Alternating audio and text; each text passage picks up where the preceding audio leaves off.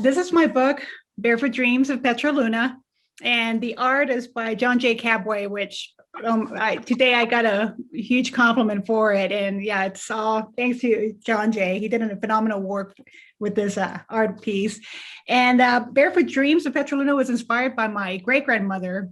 It's the history of stories that were passed on from generation to generation. And it was during the time, the book takes place during the time of the Mexican Revolution back in 1913, when my great-grandmother was trying to flee the war with her family. And I did a lot of research to find out about the stories, see which ones were fact or not. And I'm going to share with you one of the pictures that I came across during my research. And can you see this here?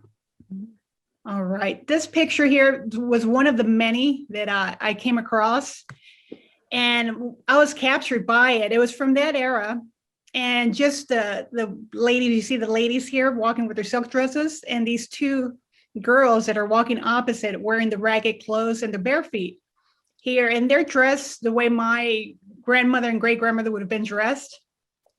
And all the stories my great-grandmother told me were always about those disparities, those social gaps that caused the people, the oppression that caused her and her people to remain in that poverty, in that harsh conditions. And my great-grandmother's biggest dream was to learn how to read and write.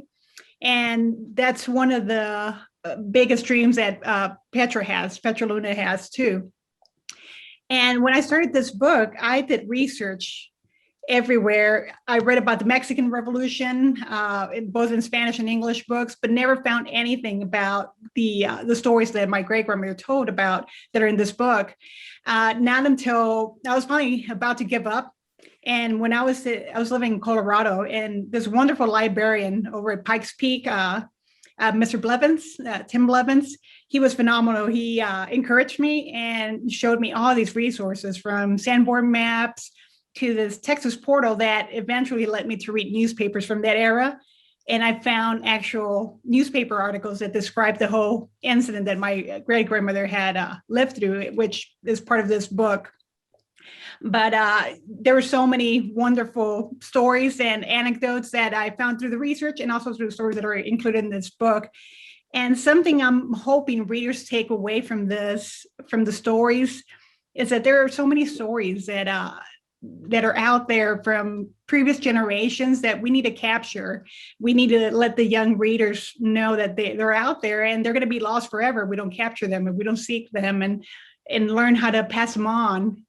So this is what I'm hoping will inspire other children, and will also show that that connection between the past and the present.